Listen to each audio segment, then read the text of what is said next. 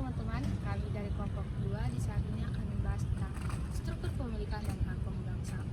Di sini saya akan menjelaskan apa itu struktur kepemilikan. Struktur kepemilikan merupakan suatu tata kelola perusahaan yang digunakan untuk mengendalikan masalah keagenan atau benturan kepentingan yang mungkin terjadi antara pemegang saham atau pemilik perusahaan dan manajer atau pihak yang menjalankan perusahaan. Struktur kepemilikan terbagi menjadi 3. Yang pertama yaitu struktur institusional.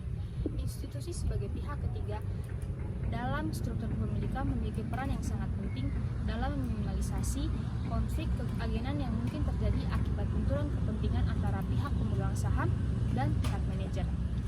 Peran aktif pihak investor institusional dalam memonitoring suatu perusahaan menjadikan kekuatan dan dorongan untuk mengoptimalkan nilai perusahaan akan semakin besar.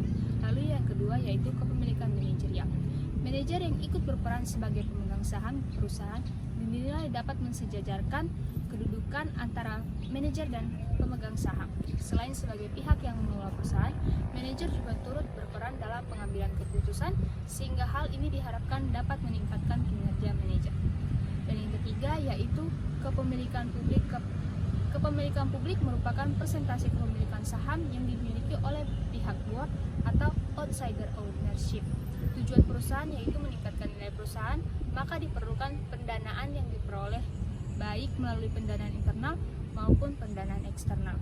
Sumber pendanaan eksternal diperoleh dari saham, masyarakat, atau publik. Baik, selanjutnya kita akan membahas tentang perlindungan terhadap hak pemegang saham. Hak pemegang saham digolongkan menjadi beberapa kategori, yaitu pemegang saham dilakukan berdasarkan jumlah saham yang mereka miliki, kemudian pemegang saham perorangan dan pemegang saham institusional.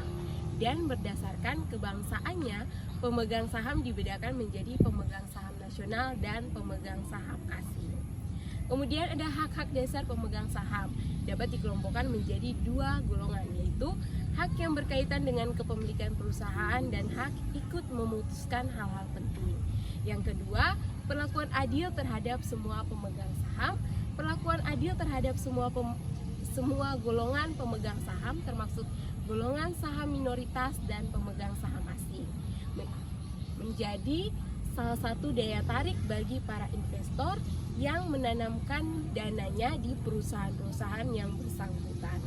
Di banyak negara, anggota dan non-anggota OECD, perlakuan adil kepada seluruh pemegang saham dilakukan dengan jalan yang berikut.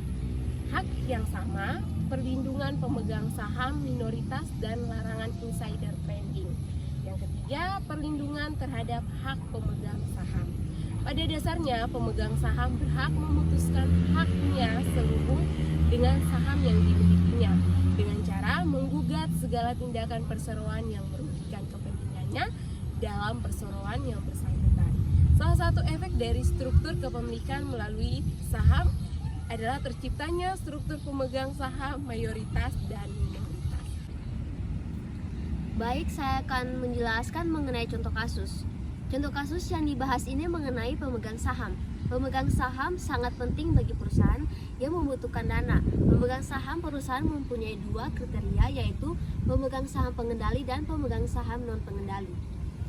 Kedua macam pemegang saham mempunyai hak yang sama.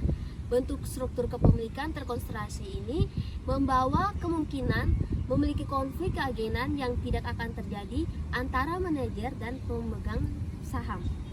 Akan tetapi, masalah keagenan yang timbul adalah konflik antara pemegang saham pengendali dengan pemegang saham non-pengendali.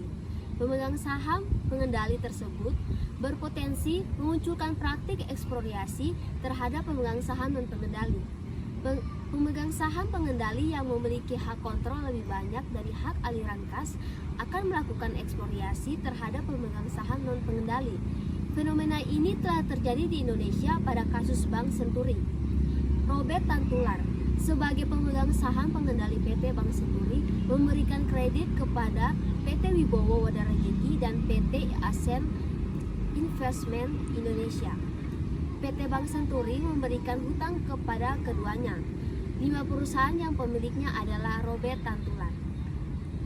Demikian hasil pembahasan kami dari kelompok 2 mengenai struktur kepemilikan dan hak pemegang pemegang saham. Terima kasih.